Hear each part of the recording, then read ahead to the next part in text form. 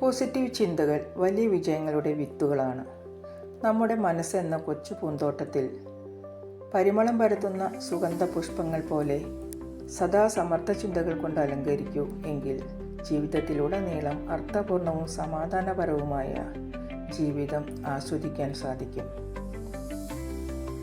പ്രകാശം കൊണ്ട് നമുക്ക് ഇരുട്ടിനെ അകറ്റാം, ചൂടുകൊണ്ട് തണുപ്പകറ്റാം. വ്യർത്ഥ ചിന്തകൾ അകറ്റുന്നതിനുള്ള ഏക മാർഗം ശുഭചിന്തകളാണ്. അതിനാൽ ശുഭചിന്തകൾ കൊണ്ട് മനസ്സ് സമ്പന്നമാക്കൂ എങ്കിൽ വ്യർത്ഥ ചിന്തകൾ താനേ അപ്രത്യക്ഷമാകും.